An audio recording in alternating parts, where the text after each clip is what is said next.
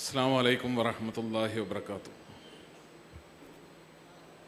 الحمد لله رب العالمين حمدا كثيرا طيبا مباركا لله الواحد القهار المؤمن الجبار المهيمن الغفار غافر ذنب وقابل توب له الكتاب إليه الإياب وعليه الحساب نحمده ونستعينه ونؤمن به ونتوكل عليه ونعوذ بالله من شرور أنفسنا ومن سيئات أعمالنا من يهده الله فلا مضل له ومن يضلل فلا هادي له وأشهد أن لا إله إلا الله وحده لا شريك له وأشهد أن محمدا عبده ورسوله أرسله بالهدى ودين الحق ليظهره على الدين كله ولو كره المشركون. اللهم صل على محمد وعلى آل محمد كما صليت على إبراهيم وعلى آل إبراهيم إنك حميد مجيد. اللهم بارك على محمد وعلى آل محمد كما باركت على إبراهيم وعلى آل إبراهيم إنك حميد مجيد. أما بعد فإن خير الكلام كلام الله وخير الهدي هدي محمد صلى الله عليه وسلم وشر الأمور محدثاتها وكل محدثة بدعة وكل بدعة ضلالة. يا أيها الناس أوصيكم وإياي بتقوى الله. أعوذ بالله السميع العليم من الشيطان الرجيم. يا أيها الذين آمنوا اتقوا الله حق تقاته ولا تموتن إلا وأنتم مسلمون. بسم الله الرحمن الرحيم. يوم تقلب وجوههم في النار يقولون يا ليتنا أطعنا الله وأطعنا الرسول وقالوا ربنا إنا أطعنا سادتنا وكبراءنا فأضلونا السبيل ربنا آتهم ضعفين من العذاب والعنهم لعنا كبيرا.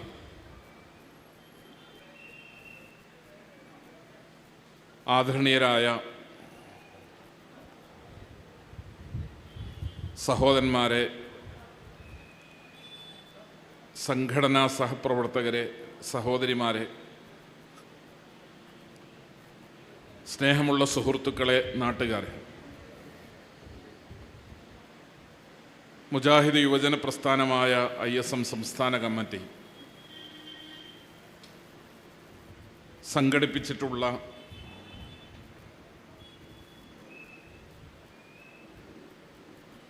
സമുദായം പൊറുക്കാത്ത സമസ്ത അപരാധങ്ങൾ എന്ന തലക്കെട്ടിലുള്ള പ്രോഗ്രാമിലാണ് നാം പങ്കെടുക്കുന്നത്. പ്രമാണങ്ങളുടെ അടിസ്ഥാനത്തിൽ ലോകത്തോട് അതിൻ്റെ ആദർശത്തെയും ദർശനങ്ങളെയും കാഴ്ചപ്പാടുകളെയും അവതരിപ്പിക്കുന്ന മതമാണ്. ഒരുപാട് മതങ്ങളുടെ കൂട്ടത്തിൽ നിന്ന് ഇസ്ലാം എങ്ങനെ വേറിട്ടു നിൽക്കുന്നു എന്ന ചോദ്യത്തിൻ്റെ ഒന്നാമത്തെ ഉത്തരം പരിശുദ്ധ ദീനുൽ ഇസ്ലാം എന്ന് പറയുന്ന മതത്തിന് അതിൻ്റെ പ്രബലമായ അതിശക്തമായ 2 പ്രമാണങ്ങളുണ്ട് എന്നതാണ്. ലോകത്തിനനുസരിച്ചും കാലത്തിനനുസരിച്ചും മാറ്റങ്ങൾക്ക് മതങ്ങളും വിധേയമാകണം എന്ന് ചർച്ച ചെയ്യപ്പെടുന്നിടത്ത്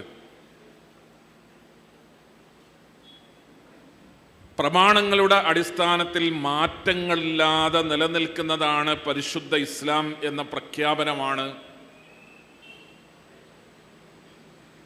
മതങ്ങളിൽ നിന്ന് ഇസ്ലാമിനെ വ്യതിരിക്തമാക്കി നിർത്തുന്ന, വേറിട്ട് നിർത്തുന്ന, അതിനെ പ്രത്യേകമാക്കുകയും മഹത്വവൽക്കരിക്കുകയും ചെയ്യുന്ന സുപ്രധാനമായൊരു ഘടകം. കാലാകാലങ്ങളിൽ മനുഷ്യർ പുരോഗതി പ്രാപിക്കുമ്പോൾ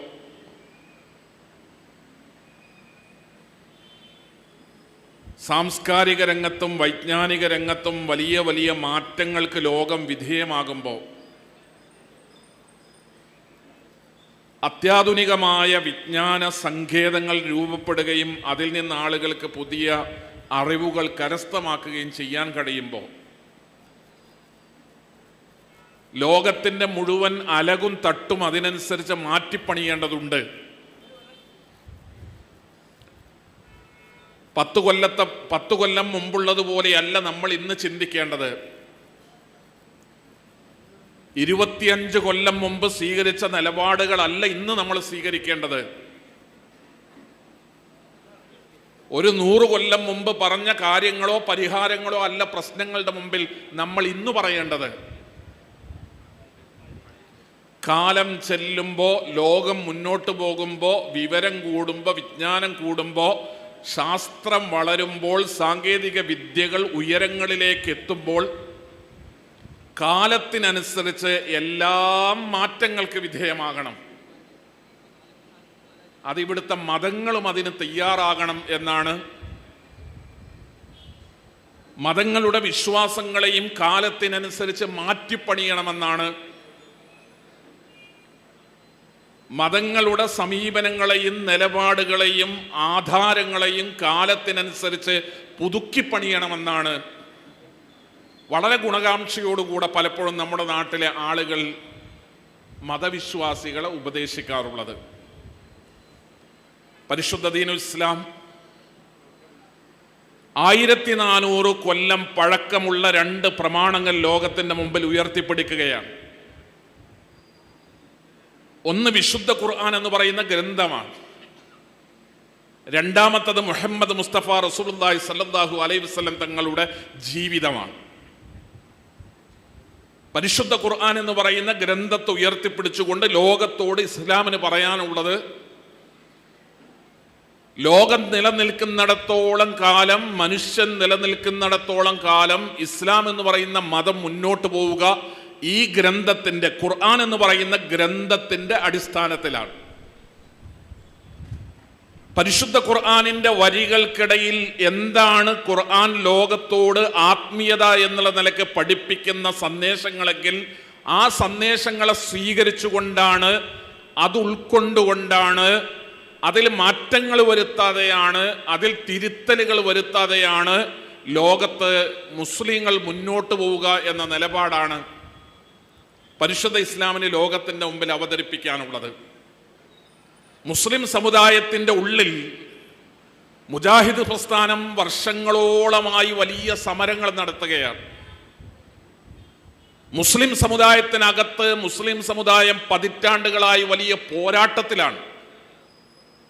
മുസ്ലിം സമുദായവുമായി, സമുദായത്തിലെ വ്യത്യസ്ത സംഘടനകളുമായി അനേക കാലങ്ങളായി മുജാഹിദ് പ്രസ്ഥാനം അതിശക്തമായ ആശയപരമായ, ആദർശപരമായ ഏറ്റുമുട്ടലുകളിലാണ്.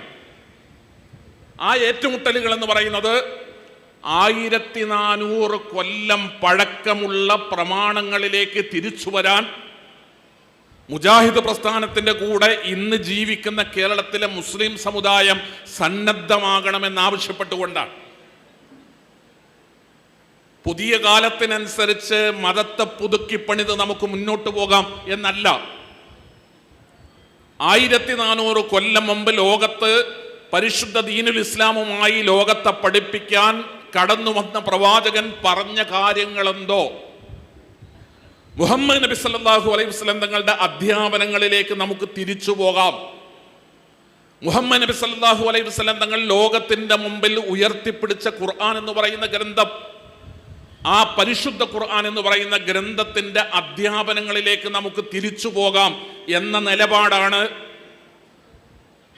1 നൂറ്റാണ്ടിലേറെ കാലമായി കേരളത്തിലെ മുസ്ലിം സമുദായത്തിനകത്ത് മുജാഹിദ് പ്രസ്ഥാനം നടത്തുന്ന പോരാട്ടങ്ങളുടെയെല്ലാം അടിസ്ഥാനപരമായ കാരണമായി തീരുന്നത്. സഹോദരങ്ങളെ, കാലം മാറുമ്പോൾ, രാജ്യം മാറുമ്പോൾ, സമൂഹം മാറുമ്പോൾ, ചുറ്റുപാടുകൾ മാറുമ്പോൾ, അന്തരീക്ഷങ്ങൾ മാറുമ്പോൾ മതത്തെയും വിശ്വാസത്തെയും ആചാരങ്ങളെയും അനുഷ്ഠാനങ്ങളെയും ഒക്കെ അതിനനുസരിച്ച് മാറി സ്വീകരിക്കുന്നവർ സമൂഹത്തിലുണ്ട്.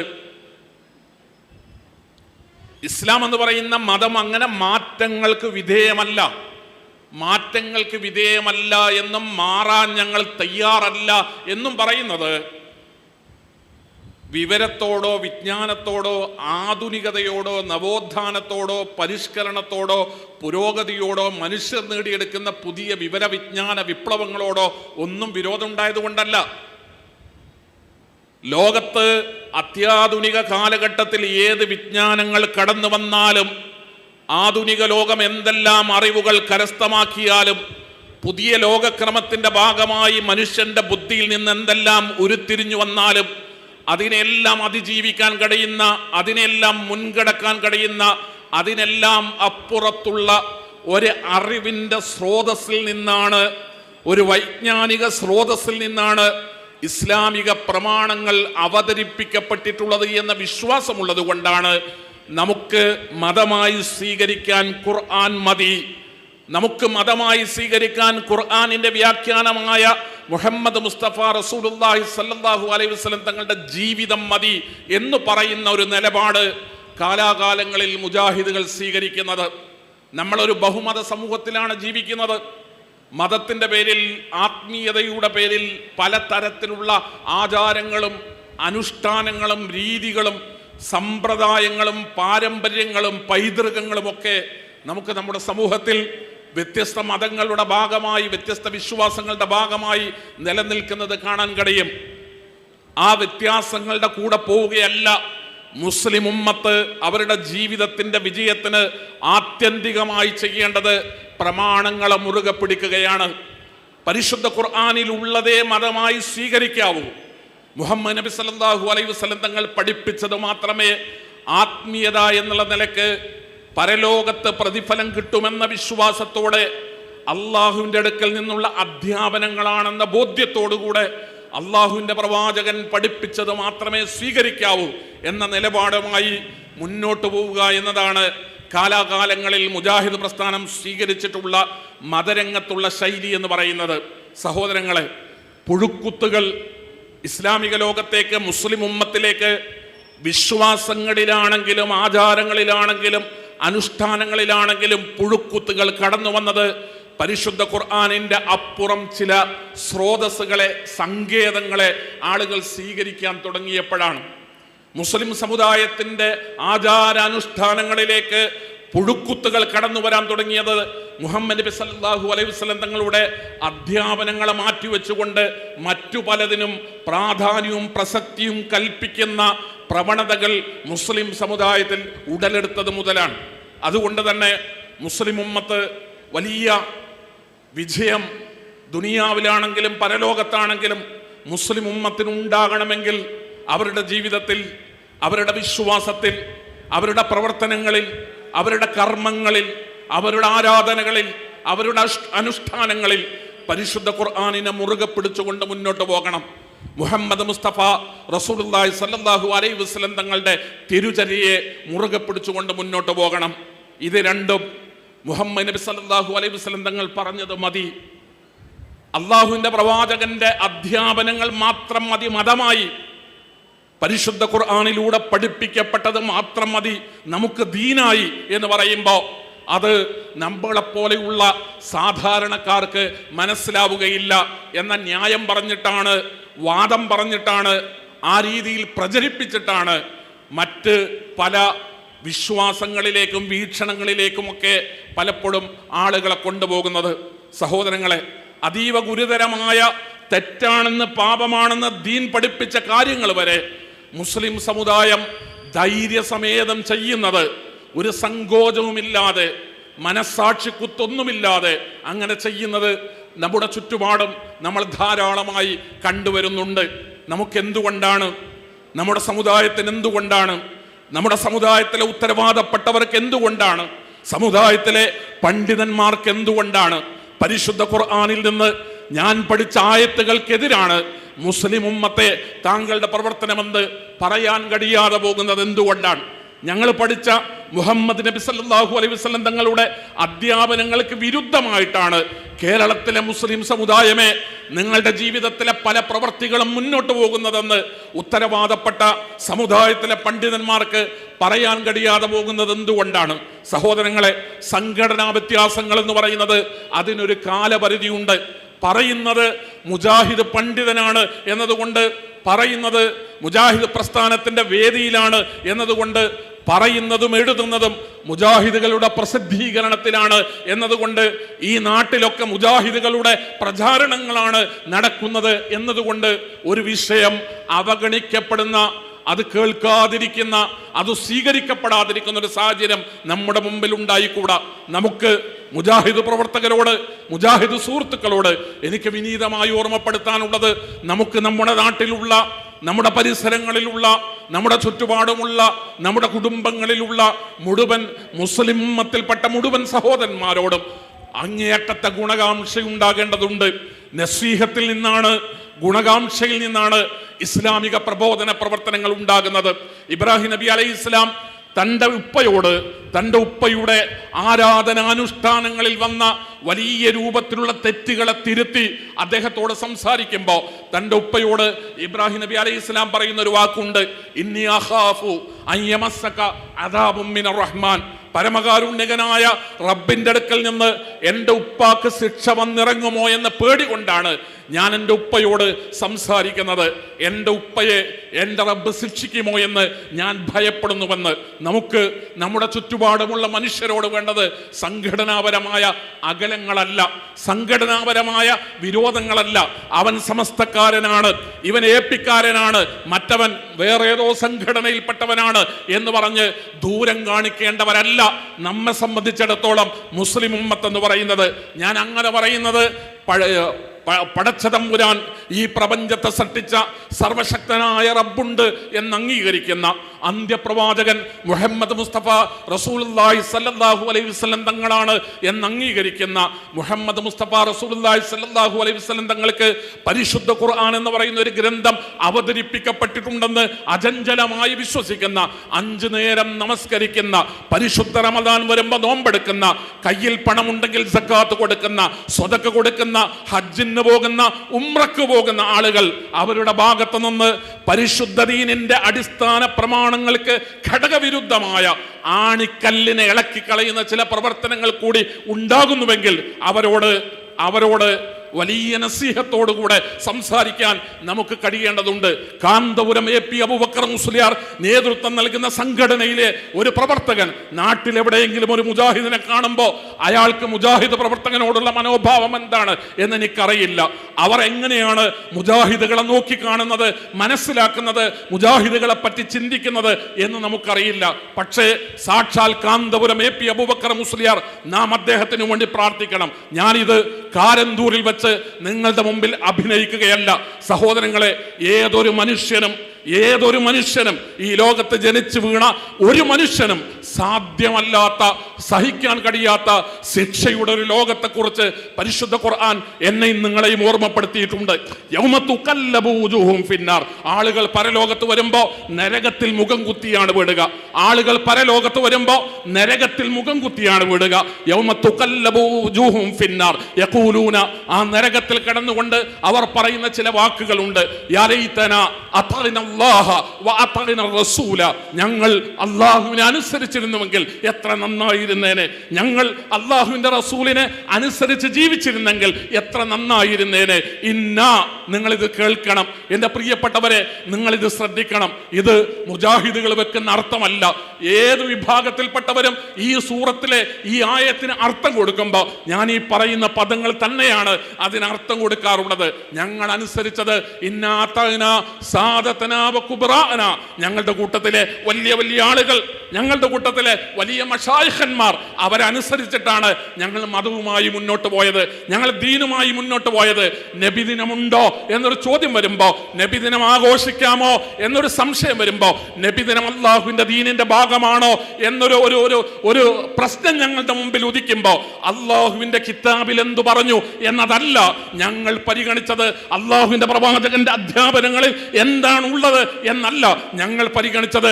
ഞങ്ങളുടെ മഹലിലെ ഉസ്താദ് എന്ത് പറഞ്ഞു എന്നാണ്, ഞങ്ങളുടെ സംഘടനയുടെ നേതാവ് എന്ത് പറഞ്ഞു എന്നാണ്.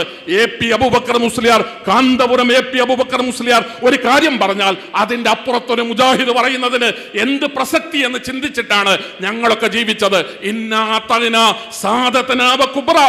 അല്ലാഹുവേ, ഞങ്ങളുടെ കൂട്ടത്തിൽ വലിയ വലിയ ആളുകൾ ഉണ്ടായിരുന്നു, വലിയ വലിയ ഷെയ്ഖുമാരുണ്ടായിരുന്നു, ഞങ്ങൾ വലിയ ആദരവ് നൽകിയ വലിയ വലിയ പണ്ഡിതന്മാർ ഞങ്ങളുടെ കൂട്ടത്തിൽ ഉണ്ടായിരുന്നു. നാഥ റബ്ബേ, അളല്ലൂന സബീല, അളല്ലൂന സബീല, അവർ ഞങ്ങളെ വഴിപിഴപ്പിച്ച് കളഞ്ഞു റബ്ബേ എന്ന്.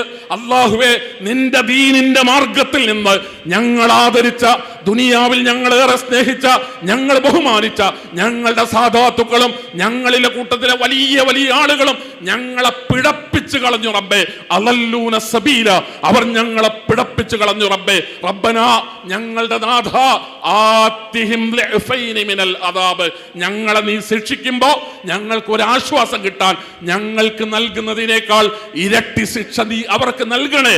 വൽ അൻഹും ലഅനൻ കബീറ, അല്ലാഹുവേ, വലിയ തോതിൽ നീ അവരെ ശപിക്കുകയും ചെയ്യണേ എന്ന് പറഞ്ഞിട്ടാണ് സഹോദരങ്ങളെ നാളെ പരലോകത്ത് കുറെ ആളുകൾ നരകശിക്ഷ അനുഭവിക്കുക എന്ന് പരിശുദ്ധ ഖുർആൻ നമ്മളെ പഠിപ്പിക്കുന്നുണ്ട്. ജഫ്രി മുത്തുക്കോയത്തങ്ങൾ, അദ്ദേഹത്തിന് മുജാഹിദുകളോടുള്ള നിലപാട് എന്താണ് എന്ന് എനിക്കറിയില്ല, പക്ഷെ അദ്ദേഹത്തോട് നമുക്കൊരു നിലപാടുണ്ടാകണം. നമ്മുടെ പ്രാർത്ഥനകളിൽ ജഫ്രി മുത്തുക്കോയത്തങ്ങൾ, അല്ലാഹുവേ, അദ്ദേഹത്തിന്റെ നിലപാടുകൾ ശിർക്കിന്റെ നിലപാടുകളാണെന്ന് നിന്റെ ഗ്രന്ഥത്തിൽ നിന്ന്, പരിശുദ്ധ ഖുർആനിന്റെ ആയത്തുകളിൽ നിന്ന്, അല്ലാഹുവിന്റെ പ്രവാചകൻ പഠിപ്പിച്ച ഹദീസുകളിൽ നിന്ന് ഞങ്ങൾക്ക് ബോധ്യപ്പെടുന്നു. ഞങ്ങൾ അങ്ങനെ മനസ്സിലാക്കുന്നു, അതാണ് ശരിയെന്ന് ഞങ്ങൾ തിരിച്ചറിയുന്നു. ജാറത്തിന്റെ കൂടെ, ദർഗയുടെ കൂടെ, ഖബറിന്റെ കൂടെ മഹാത്മാക്കളോട് പ്രാർത്ഥിക്കുന്നവരായി, മൺമറഞ്ഞവരോട് ഇടതേടുന്നവരായി, അങ്ങനെയുള്ള കുറെ ആളുകളെ കൂടെ കൊണ്ടു നടക്കുന്നവരായി, ഇങ്ങനെയുള്ള നേതാക്കന്മാരെയും പണ്ഡിതന്മാരെയും ഈ ചെറിയ മലയാള മണ്ണിൽ ഞങ്ങൾ കാണുമ്പോൾ ഞങ്ങൾ ഒരു പറ്റം മുജാഹിദുകൾ ഞങ്ങളുടെ ദൗത്യം നിർവഹിക്കുകയാണ്. പ്രിയപ്പെട്ട സമസ്ത എന്ന് പറയുന്ന പ്രസ്ഥാനമേ, ഇത് അപരാധമാണ്, ഇത് അപരാധമാണ്. നിങ്ങൾ ഈ സമുദായത്തോട് ചെയ്യുന്ന അപരാധമാണ്. നിങ്ങളുടെ നാവിൽ നിന്ന് ഒരു വാക്ക് വീടുമ്പോൾ, നിങ്ങളൊരു അക്ഷരം പറയുമ്പോൾ, നിങ്ങളൊരു ആയത്ത് ഓതുമ്പോൾ, നിങ്ങളൊരു അറബി ഇബാറത്ത് വായിക്കുമ്പോൾ അതാണ് ദീനെന്ന് ചിന്തിക്കുന്ന പതിനായിരക്കണക്കിന് ആളുകൾ, ലക്ഷക്കണക്കിന് ആളുകൾ കേരളത്തിലെ മുസ്ലിം ഉമ്മത്തിലുണ്ട്. അത് നിങ്ങൾക്ക് ഈ ദുനിയാവിൽ കിട്ടിയ ഒരു അംഗീകാരമാണ്. അത് അല്ലാഹു നിങ്ങൾക്ക് തന്ന ഒരു സ്ഥാനമാണ്. അത് അല്ലാഹു നിങ്ങൾക്ക് തന്ന ഒരു പദവിയാണ്. ഞങ്ങൾ അതിനൊരിക്കലും നിഷേധിക്കും. എന്റെ പ്രിയപ്പെട്ടവരെ, പണ്ഡിതന്മാരെ, നേതാക്കന്മാരെ, സമസ്തകളുടെ തലപ്പത്തുള്ളവരെ, എന്റെ പ്രിയപ്പെട്ടവരെ, ഞങ്ങൾ നിങ്ങളുടെ ശത്രുക്കളല്ല, ഞങ്ങൾ നിങ്ങളുടെ എതിരാളികളല്ല, ഞങ്ങൾ നിങ്ങളുടെ വിരോധികളല്ല. അങ്ങാടിയിൽ വന്ന് നിങ്ങളോട് വർത്തമാനം പറയുന്നത്, നിങ്ങളോട് എന്തെങ്കിലും തരത്തിലുള്ള എതിർപ്പുകളോ നിങ്ങളോട് വ്യക്തിപരമായ എന്തെങ്കിലും തരത്തിലുള്ള വിരോധങ്ങളോ ഉണ്ടായിട്ടല്ല. ഒരു മനുഷ്യൻ മരണപ്പെട്ടാൽ നാളെ പരലോകത്ത് ഖബറിൽ നിന്ന് എഴുന്നേറ്റ് റബ്ബിന്റെ മുമ്പിലേക്ക് ഹാജരാക്കപ്പെടുമ്പോൾ ആ മനുഷ്യന് വസീഖല്ലദീന കഫറു ഇലാ ജഹന്നമ സുമറ എന്ന് പറഞ്ഞ് കൂട്ടത്തോടുകൂടെ മനുഷ്യർ നരകത്തിലേക്ക് നയിക്കപ്പെടുമ്പോൾ ഞങ്ങൾ ആഗ്രഹിക്കുന്നു, ഞങ്ങൾ ജീവിച്ച കാലത്ത് ഞങ്ങളുടെ പരിസരങ്ങളിൽ ജീവിച്ച മനുഷ്യർ അങ്ങനെ നരകത്തിലേക്ക് ആനയിക്കപ്പെടരുതെന്ന്, അല്ലാഹുവിന്റെ ശാപകോപങ്ങൾക്ക് വിധേയരാകരുതെന്ന് ഞങ്ങൾ ആഗ്രഹിക്കുന്നു. ഇത് ഞങ്ങളുടെ ആത്മാർത്ഥതയുടെ ഭാഗമാണ്. അതല്ല മുജാഹിദുകളാണ് തെറ്റെങ്കിൽ, മുജാഹിദുകളാണ് തെറ്റെങ്കിൽ, മുജാഹിദുകളാണ് നാളെ പരലോകത്ത് അള്ളാഹുവിന്റെ ശാപത്തിന് വിധേയരാകാനുള്ളവരെങ്കിൽ, മുജാഹിദുകൾക്കാണ് നരകശിക്ഷ കാത്തിരിക്കുന്നതെങ്കിൽ, മുജാഹിദുകൾക്കാണ് സ്വർഗം നിഷിദ്ധമാവുകയെങ്കിൽ നിങ്ങൾക്കൊരു ബാധ്യതയുണ്ട്. നിങ്ങൾ പറയണം, ആയത്തോതി ഞങ്ങൾ പറയണം, മുജാഹിദുകളെ, നിങ്ങളുടെ ഇന്ന വിശ്വാസപ്രകാരം നിങ്ങൾ നരകാവകാശികളാണ്. ഞങ്ങളത് പഠിക്കും, ഞങ്ങളത് പരിശോധിക്കും. പക്ഷെ നിങ്ങളത് പറയണം. ഞങ്ങൾ മുജാഹിദുകൾ സുന്നികളുമായി ബന്ധപ്പെട്ട വിശ്വാസങ്ങളെ ചോദ്യം ചെയ്യുമ്പോൾ അതിന്റെ വിശദീകരണം മാത്രമല്ല, ഞങ്ങളോട് നിങ്ങളുടെ നിലപാടുകൾ, നിങ്ങളുടെ വിശ്വാസങ്ങൾ, നിങ്ങളുടെ അഖീദകൾ, നിങ്ങളുടെ ആചാരങ്ങൾ, നിങ്ങളുടെ അനുഷ്ഠാനങ്ങൾ ഇന്ന ആയത്ത് വെച്ച്, ഇന്ന ഹദീസ് വെച്ചിട്ട് അള്ളാഹുവിന്റെ ദീനിന് വിരുദ്ധമാണ് എന്ന് ഏത് സമസ്തയുടെ പണ്ഡിതൻ പറഞ്ഞാലും, ഏത് സമസ്തയുടെ പണ്ഡിതൻ പറഞ്ഞാലും, നിങ്ങൾ പറയുന്നതിന് ആയത്തുണ്ടെങ്കിൽ, നിങ്ങൾ പറയുന്നതിന് ഹദീസിന്റെ പിൻബലമുണ്ടെങ്കിൽ, TP അബ്ദുള്ള കോയ മദനി പറയുന്നത് വിരുദ്ധമാണെങ്കിൽ, സുന്നിയുടെ സമസ്തയുടെ നേതാവ് പറയുന്നതാണ് ആയത്തിന്റെ പിൻബലമുള്ള വാദമെങ്കിൽ, ആ വാദത്തിന്റെ കൂടെ നിൽക്കാൻ ആദർശപരമായ ആർജവമുള്ളവരാണ് കേരളത്തിലെ മുജാഹിദുകൾ എന്ന് പറയുന്നത്. ഞങ്ങൾ സംഘടനയുടെ നേതൃത്വത്തിന് തലപണയം വെച്ചവരല്ല. ഞങ്ങൾ സംഘടനയുടെ നേതൃത്വത്തിന് തലച്ചോറ് പണയം വെച്ചവരല്ല. സംഘടനകൾക്കപ്പുറം, സംഘടനാ നേതൃത്വങ്ങൾക്കപ്പുറം, നമ്മളീ കാണുന്ന ചുറ്റുവട്ടങ്ങൾക്കപ്പുറം ചിന്തിക്കാനും പഠിക്കാനും മനസ്സിലാക്കാനുമുള്ള സന്മനസ്സും സന്നദ്ധതയും നമുക്കുണ്ടാകേണ്ടതുണ്ട്. നമ്മളെന്ന് പറയുന്നത്, കേരളത്തിലെ മുസ്ലിം ഉമ്മത്തെന്ന് പറയുന്നത് ഒരു ഐക്യത്തോടുകൂടെ, ഒരുമയോടുകൂടെ കേരളത്തിൽ മുന്നോട്ട് പോകേണ്ടവരാണ്. ഐക്യത്തെക്കുറിച്ചും ഒരുമയെക്കുറിച്ചും പറയുമ്പോൾ നമുക്ക് ഇങ്ങനെ ഒട്ടി നിൽക്കാം, നമുക്ക് ചേർന്ന് നിൽക്കാം. നമ്മളെ ഒട്ടിപ്പിച്ച് നിർത്തുന്ന, ചേർത്ത് നിർത്തുന്ന പശ എന്ന് പറയുന്നത് പരിശുദ്ധ ഖുർആനാണ്. അല്ലാഹു പറഞ്ഞില്ലേ പരിശുദ്ധ ഖുർആനിലൂടെ, അവിടെ മദീനയിൽ അല്ലാഹുവിന്റെ പ്രവാചകൻ മദീനയിൽ എത്തുന്നതിന്റെ 5 കൊല്ലം മുമ്പ് ഒരു വലിയ യുദ്ധം നടക്കുന്നു. അവിടുത്തെ ഔസ് ഖസ്റജ് ഗോത്രങ്ങൾ തമ്മിലാണ് ആ യുദ്ധം ഉണ്ടായത്. അതിനു മുമ്പും പലതവണ അവരുടെ ഏറ്റുമുട്ടൽ ഉണ്ടായിട്ടുണ്ട്. പക്ഷേ ബുആസ് എന്ന് പറയുന്നത് ഔസ് ഖസ്റജ് ഗോത്രങ്ങളുടെ ചരിത്രത്തിലെ ഏറ്റവും വലിയ രക്തരൂക്ഷിതമായ സംഘർഷവും കലാപവും ഏറ്റുമുട്ടലുമായിരുന്നു. അത് കഴിഞ്ഞിട്ട് വർഷങ്ങൾ കഴിയുമ്പോഴേക്കാണ് അല്ലാഹുവിന്റെ പ്രവാചകൻ അവിടേക്ക് കടന്നു ചെല്ലുന്നത്. മദീനയിൽ സമാധാനം ഉണ്ടാകുന്നത്, ഔസുകാരും ഖസറജുകാരും ഇസ്ലാം സ്വീകരിക്കുന്നത്, അവർ പരസ്പരം സഹോദരന്മാരായി മാറുന്നത്, ആയുധമെടുത്ത് അങ്ങോട്ടും ഇങ്ങോട്ടും ശത്രുതയോടുകൂടെ അങ്ങോട്ടും ഇങ്ങോട്ടും വെട്ടിക്കൊന്നവർ, യുദ്ധം ചെയ്തവർ, സായുധ പോരാട്ടം നയിച്ചവർ, അള്ളാഹുവിന്റെ ദീനെത്തി, അള്ളാഹുവിന്റെ ദീനുമായി ബന്ധപ്പെട്ട വിശ്വാസങ്ങൾ ആ 2 ഗോത്രത്തിലെയും മനുഷ്യന്മാരുടെ മനസ്സുകളെ സ്വാധീനിച്ചപ്പോൾ അവരുടെ കൈകളിൽ നിന്ന് ആയുധം താഴെ വീണു. അവരുടെ മനസ്സുകളിൽ നിന്ന് ശത്രുതകൾ അലിഞ്ഞു തീർന്നില്ലാതായി. അവർ ഒരുമിച്ച് ജീവിക്കുന്ന ഏകോദര സഹോദരന്മാരായി, പരസ്പരം ചേർന്ന് നിൽക്കുന്നവരായി. ഔസ് ഖസ്റജ് ഗോത്രങ്ങൾ തമ്മിലുള്ള ശത്രുതയേക്കാൾ വലിയൊരു വിരോധം കേരളത്തിലെ സുന്നികളും മുജാഹിദുകളും തമ്മിലുണ്ട് എന്ന് ഞാൻ കരുതുന്നില്ല. പരിശുദ്ധ ഖുർആൻ എന്ന് പറയുന്ന ഗ്രന്ഥത്തെ ചൂണ്ടിക്കാണിച്ചിട്ടാണ് അള്ളാഹുവിന്റെ പ്രവാചകൻ പറഞ്ഞത്. ഷാസുബിന് കൈസ് എന്ന് പറയുന്ന ഒരു ജൂത പ്രമാണി അള്ളാഹുവിന്റെ റസൂൽ വന്ന് കുറെ കൊല്ലങ്ങൾ കഴിഞ്ഞിട്ട് മുസ്ലിങ്ങൾ ഒരുമിച്ച് കൂടി ഇരിക്കുന്നിടത്ത്, അൻസാരികൾ ഒരുമിച്ച് കൂടിയിരിക്കുന്നിടത്ത്, ഔസും ഖസ്റജും ഒരുമിച്ച് കൂടിയിരിക്കുന്നിടത്തേക്ക് ഒരു ചെറുപ്പക്കാരനെ പറഞ്ഞയച്ചു. പണ്ടത്തെ ബുആത്ത് എന്ന് പറയുന്ന യുദ്ധത്തിന്റെ കവിതകളില്ലേ, ആ ആൾക്കൂട്ടത്തിന്റെ ഇടയിൽ പോയിട്ട് ആ കവിതകളൊന്ന് ചെല്ലണം എന്നാവശ്യപ്പെട്ടു. ആ ചെറുപ്പക്കാരൻ അവിടെ ഔസ് ഖസ്റജ് ഗോത്രത്തിൽപ്പെട്ട മുസ്ലിം വിശ്വാസികൾ കൂടിയിരിക്കുന്നിടത്ത് പോയിട്ട് ബുആത്ത് യുദ്ധത്തിന്റെ അന്നത്തെ ആ മേന്മകൾ പറഞ്ഞുകൊണ്ടുള്ള കവിത ചൊല്ലി. അവർ പരസ്പരം അതിനെപ്പറ്റി ചർച്ച ചെയ്തു. ആ ചർച്ച പിന്നീട് തർക്കമായി മാറി. ഔസും ഖസ്റജും ഒരു 2ാമത്തെ ഏറ്റുമുട്ടലിലേക്ക് എന്ന് പറയുന്നത് പോലെ ആയുധം എന്ന് പറഞ്ഞുകൊണ്ട് അവർ അവിടുന്ന് ആക്രോശിച്ചുകൊണ്ട് എഴുന്നേൽക്കുന്ന സാഹചര്യം ഉണ്ടായി. അപ്പോഴാണ് പ്രവാചക തിരുമേനി സല്ലല്ലാഹു അലൈഹി വസല്ലം അവരുടെ അടുത്തേക്ക് ഓടിച്ചെന്നത്. അള്ളാഹുവിന്റെ ദീൻ നിങ്ങളുടെ ഇടയിലേക്ക് ഇറങ്ങി വന്നിട്ടും പഴയ ജാഹിലിയത്തിലേക്ക് തന്നെ നിങ്ങൾ തിരിച്ചു പോവുകയാണോ? ഈ സംഭവവുമായി ബന്ധപ്പെട്ടാണ് നിങ്ങൾ അള്ളാഹുവിന്റെ ഭാഷത്തെ മുറുകെ പിടിക്കണം. ഹബിലുല്ലാഹ് എന്ന് പണ്ഡിതന്മാർ അതിന് തഫ്സീർ പറഞ്ഞപ്പോൾ അതിനെ പറഞ്ഞത് പരിശുദ്ധ ഖുർആനാണ്. ഹബിലുല്ലാഹ് എന്ന് പറയുന്നത് പരിശുദ്ധ ഖുർആനാണ്. കേരളത്തിലെ സുന്നിക്കും സമസ്തക്കാരനും കേരളത്തിലെ സലഫിക്കും മുജാഹിദുകൾക്കും ഒരൊറ്റ ഖുർആനാണ്. 1-ാമത്തെ അധ്യായം സൂറത്ത് ഫാത്തിഹയിൽ തുടങ്ങി 114-ാമത്തെ അധ്യായം സൂറത്ത് നാസിൽ തീരുന്ന ഒരക്ഷരം 2 വിഭാഗത്തിനും അങ്ങോട്ടോ ഇങ്ങോട്ടോ വേറെ ഇല്ലാത്ത ഒരൊറ്റ ഖുർആൻ പിടിച്ചുകൊണ്ട്, മുറുകെ പിടിച്ചുകൊണ്ട്, നെഞ്ചോട് ചേർത്ത് വെച്ചുകൊണ്ട് മുന്നോട്ട് പോകുന്ന പ്രിയപ്പെട്ട മുസ്ലിം ഉമ്മത്തെ, കേരളത്തിലെ മുസ്ലിം സമുദായമേ, സുന്നികളെ, സഹോദരങ്ങളെ, സമസ്തക്കാരെ, നിങ്ങളുടെ വിശ്വാസങ്ങളിൽ അതിഗുരുതരമായ അബദ്ധങ്ങൾ വന്നിരിക്കുന്നു, അതിഗുരുതരമായ പിഴവുകൾ സംഭവിച്ചിരിക്കുന്നു. ഇത് ഞങ്ങളുടെ ഉത്തരവാദിത്ത നിർവഹണമാണ്, ഇത് ഞങ്ങളുടെ ബാധ്യതാ നിർവഹണമാണ്. ഈ ശബ്ദം കേട്ടിട്ട് ഇന്ന് ഒരു സമസ്തക്കാരൻ മരണപ്പെട്ടു പോയാൽ, ഒരു മുജാഹിദ് മരണപ്പെട്ടു പോയാൽ ഞങ്ങൾ ആശ്വസിക്കുന്നു, ഞങ്ങൾ സമാധാനിക്കുന്നു. പറയാനുള്ളത് പറഞ്ഞിട്ടാണ്, കേൾപ്പിക്കാനുള്ളത് കേൾപ്പിച്ചിട്ടാണ്, ഞങ്ങൾക്ക് ബോധ്യപ്പെട്ടത് പങ്കുവച്ചിട്ടാണ്. വളരെ ആത്മാർത്ഥമായി അല്ലാഹുവേ ഈ ജനങ്ങളോട് തുറന്നു പറഞ്ഞിട്ടാണ് മുജാഹിദ് പ്രസ്ഥാനം മുന്നോട്ട് പോകുന്നത്. ഞങ്ങൾക്ക് ഒരു ലാഭവുമില്ല. കേരളത്തിൽ മുജാഹിദ് പ്രസ്ഥാനത്തെ സംബന്ധിച്ചിടത്തോളം മുഴുവൻ സമസ്തക്കാരും ദർഗയും ജാറവും സൃഷ്ടിപൂജയും അമ്പിയാക്കളോടുള്ള പ്രാർത്ഥനയും ഔലിയാക്കളോടുള്ള ദുആയും തെറ്റാണ്, ശിർക്കാണ് എന്ന് മനസ്സിലാക്കി തിരുത്തിയാൽ ഞങ്ങൾക്ക് ഒരു ലാഭവുമില്ല. മുജാഹിദുകൾക്ക് ഭൗതികമായി അതുകൊണ്ട് ഒരു നേട്ടം ഉണ്ടാക്കാനില്ല. ഞങ്ങളുടെ നേട്ടം എന്ന് പറയുന്നത് നാളെ പരലോകത്ത് വരുമ്പോൾ റബ്ബിന്റെ കോടതിയിൽ ഞങ്ങളുടെ കുടുംബങ്ങളിലുണ്ട് സമസ്തക്കാർ, ഞങ്ങളുടെ കുടുംബത്തിൽപ്പെട്ട സമസ്തക്കാർ ശിർക്കില്ലാത്തവരായി അള്ളാഹുവിന്റെ കോടതിയിൽ കടന്നു വരുന്ന ഒരു നല്ല ദിവസത്തെ സ്വപ്നം കാണുന്നവരാണ് മുജാഹിദുകൾ. ഞങ്ങളുടെ രക്തബന്ധത്തിലുണ്ട് സമസ്തക്കാർ. ഞങ്ങളുടെ രക്തബന്ധത്തിലുള്ള സമസ്തക്കാർ മരണപ്പെട്ട് നാളെ പരലോകത്ത് റബ്ബിന്റെ കോടതിയിൽ വരുമ്പോ ശിർക്കില്ലാത്തവരായി മുവഹ്ഹിദുകളായി കടന്നു വരണമെന്ന് ആഗ്രഹിക്കുന്ന, അതിനുവേണ്ടി ചിന്തിക്കുന്ന, അതിനുവേണ്ടി പ്രാർത്ഥിക്കുന്ന, അതിനുവേണ്ടി പ്രവർത്തിക്കുന്ന ഒരു സംഘമാണ്, സംഘടനയാണ് മുജാഹിദുകൾ. ഈ ശബ്ദം സഹോദരങ്ങളെ ഇവിടെ ഇന്ന് നേരിട്ട് കേൾക്കുന്നവരും ഞങ്ങളുടെ പണ്ഡിതന്മാർ സവിസ്തരം ഇവിടെ സമർപ്പിക്കുന്ന നിങ്ങളുടെ മുമ്പിൽ സമസ്ത സമുദായത്തോട് ചെയ്ത അപരാധം എന്താണെന്ന് എണ്ണി അക്കങ്ങൾ വെച്ച് നിങ്ങളുടെ മുമ്പിൽ വളരെ കൃത്യമായി തെളിവുകൾ സഹിതം ഞങ്ങളുടെ പണ്ഡിതന്മാർ ഇന്നിവിടെ അവതരിപ്പിക്കും.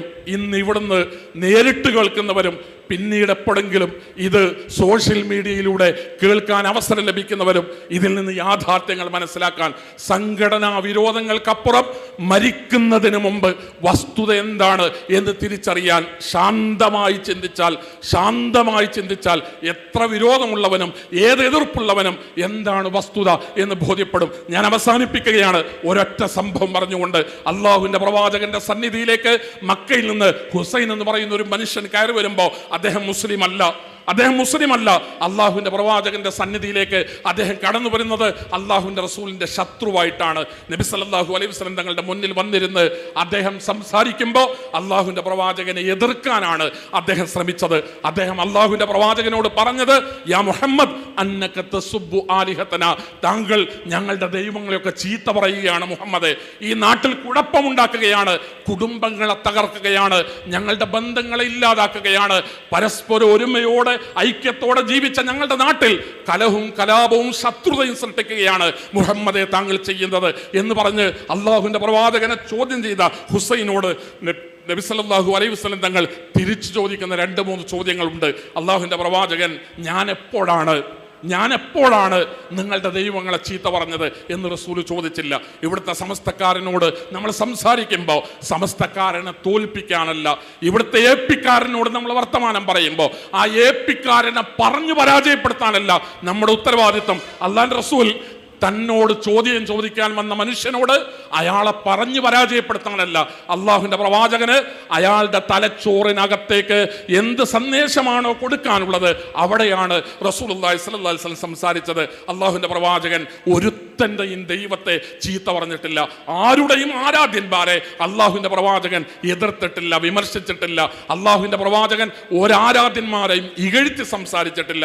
പക്ഷെ പ്രവാചകൻ താങ്കൾ അങ്ങനെ ഞങ്ങളുടെ ദൈവങ്ങളെ ചീത്ത പറയുന്നു എന്ന് പറഞ്ഞപ്പോൾ അത് ന്യായീകരിക്കാനോ തൻ്റെ നിരപരാധിത്വം തെളിയിക്കാനോ ഞാനൊരു ദൈവത്തെയും ചീത്ത പറഞ്ഞിട്ടില്ല എന്ന് സ്ഥാപിക്കാനോ ഒന്നും റസൂലുള്ളാഹി സ്വല്ലല്ലാഹു അലൈഹി വസല്ലം തങ്ങൾ പോയില്ല.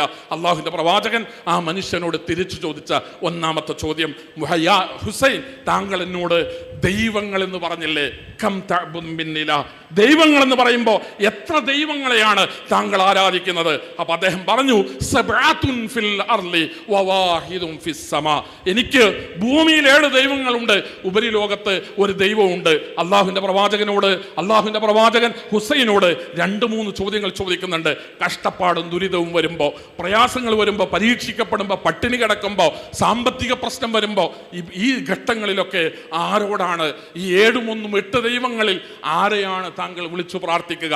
അതിനൊക്കെ അദ്ദേഹം നൽകുന്ന ഉത്തരം മുഹമ്മദേ, ആകാശത്തുള്ളവനെയാണ് ഞാൻ വിളിച്ചു പ്രാർത്ഥിക്കുക, ആകാശത്തുള്ളവനോടാണ് ഞാൻ എൻ്റെ സങ്കടം പറയുക, എൻ്റെ കഷ്ടപ്പാട് പറയുക, ആകാശത്തുള്ളവനോടാണ്. അള്ളാഹുവിൻ്റെ പ്രവാചകൻ അവസാനം ചോദിച്ചൊരു ചോദ്യമുണ്ട്, കഷ്ടപ്പാടും ബുദ്ധിമുട്ടും യാതനകളും വേദനകളും പ്രശ്നങ്ങളും പ്രയാസങ്ങളും പറയാൻ. യാ ഹുസൈൻ, താങ്കൾക്ക് പ്രതിസന്ധി ഘട്ടങ്ങളിലൊക്കെ വിളിക്കാൻ ആകാശത്തുള്ള ശക്തി ഉണ്ടെങ്കിൽ പിന്നെ ഭൂമിയിൽ 7 വേറെ എന്തിനാണ്? വേറൊരു 7 ദൈവങ്ങൾ അതെന്തിനാണ്? ആ ചോദ്യത്തിൽ നിന്നാണ് ഹുസൈൻ എന്ന് പറയുന്ന മനുഷ്യന്റെ മനസ്സിൽ കൊടുങ്കാറ്റുണ്ടാകുന്നത്. വിപ്ലവങ്ങൾ ഉണ്ടാകുന്നത്, വലിയ പരിവർത്തനങ്ങൾ സൃഷ്ടിക്കപ്പെടുന്നത് നമ്മളിങ്ങനെ ചിന്തിക്കും. ഏതൊരു സാധാരണ മനുഷ്യനും ഖബറിൻ്റെ അടുത്ത് മരിച്ചു കിടക്കുന്ന ഒരാൾ ഒരു ഉപകാരവും ചെയ്യില്ല എന്ന് സാധാരണ ബുദ്ധി കൊണ്ട് ചിന്തിച്ചാൽ മനസ്സിലാകില്ലേ എന്ന് ചിന്തിച്ചിട്ടാണ് നമ്മളിതൊക്കെ കണ്ണടക്കുന്നത്. ആളുകളുടെ ഹൃദയങ്ങളുടെ ഉള്ളിൽ, തലച്ചോറിൻ്റെ ഉള്ളിൽ തറക്കുന്ന വിധം ചോദ്യം ചോദിക്കുമ്പോഴാണ് മനുഷ്യർക്ക് ബോധോദയങ്ങൾ ഉണ്ടാവുക. അള്ളാഹുവിൻ്റെ പ്രവാചകൻ പ്രശ്നങ്ങളിലും പ്രയാസങ്ങളിലും സഹായിക്കാൻ ഉപരിലോകത്തുള്ളവനാണെങ്കിൽ പിന്നെ ഭൂമിയിൽ 7 എണ്ണം എന്തിനാണെന്ന് ചോദിക്കുമ്പോഴാണ് ഹുസൈൻ തൻ്റെ ഇരിപ്പിടത്തിൽ നിന്ന് എഴുന്നേറ്റ് വന്ന് അള്ളാഹുവിൻ്റെ പ്രവാചകന്റെ കൈ പിടിച്ചിട്ട് അഷ്ഹദു അഷ്ഹദു അല്ലാ ഇലാഹ ഇല്ലല്ലാഹ് വ അഷ്ഹദു അന്നക റസൂലല്ലാഹ് എന്ന് ചൊല്ലി ഇസ്ലാം സ്വീകരിക്കുന്ന വികാരഭരിതമായ ഒരു രംഗത്തിന് ഇസ്ലാമിക ചരിത്രത്തിൽ നമ്മൾ സാക്ഷികളാകുന്നത് നമ്മൾ സമസ്തക്കാരോട് പറയണം. ഹൃദയം തുറന്ന്, മനസ്സു തുറന്ന്, ഉള്ളു തൊട്ട് ആത്മാർത്ഥമായി നമ്മൾ ഇവിടുത്തെ സമസ്തക്കാരോട് പറയണം. ജാറത്തിൻ്റെ അടുത്ത് പോയി, ദർഗയുടെ അടുത്ത് പോയി, ഖബറിൻ്റെ അടുത്ത് പോയി മരണപ്പെട്ടവരോട് പ്രാർത്ഥിച്ചാൽ നാളത്തെ പരലോകം നഷ്ടപ്പെടുമെന്ന യാഥാർത്ഥ്യത്തെ, വസ്തുതയെ നമ്മൾ ഇവിടെയുള്ള നമ്മുടെ പ്രിയപ്പെട്ടവരോട് പറയാൻ മുജാഹിദ് പ്രവർത്തകരെ, സുഹൃത്തുക്കളെ നമുക്ക് സാധ്യമാകണം. അങ്ങേയറ്റത്തെ ഇഷ്ടത്തോടെ, വലിയ സ്നേഹത്തോടെ, വലിയ കനിവോടെ, കാരുണ്യത്തോടെ, ഗുണകാംക്ഷയോടുകൂടെയാണ് ഈ പ്രബോധന പ്രവർത്തനങ്ങളുമായി മുന്നോട്ട് പോകേണ്ടത്. ഇസ്ലാഹി പ്രസ്ഥാനത്തിൻ്റെ യുവജന സംഘടന ഈ പ്രമേയവുമായി മുന്നോട്ട് പോകുമ്പോൾ അതിൽ സർവാത്മന സന്തോഷത്തോടുകൂടെയുള്ള ഒരു പങ്കാളിത്തം, സഹകരണം ഈ പ്രബോധന പ്രവർത്തനങ്ങളിൽ നമ്മുടെ ഓരോരുത്തരുടെയും ഭാഗത്തുനിന്നുണ്ടാകണേ എന്ന് വളരെ വിനീതമായി ആവശ്യപ്പെട്ടുകൊണ്ട് ഇങ്ങനൊരു അവസരം തന്നതിന് സംഘാടകരോട് എല്ലാ തരത്തിലുള്ള സന്തോഷങ്ങളും അവതരിപ്പിച്ചുകൊണ്ട്, അറിയിച്ചുകൊണ്ട് ഞാൻ അവസാനിപ്പിക്കുന്നു. വാഖിറു ദഅവാന അനിൽ ഹംദുലില്ലാഹി റബ്ബിൽ ആലമീൻ. അസ്സലാമു അലൈക്കും വറഹ്മത്തുള്ളാഹി വബറകാതുഹു.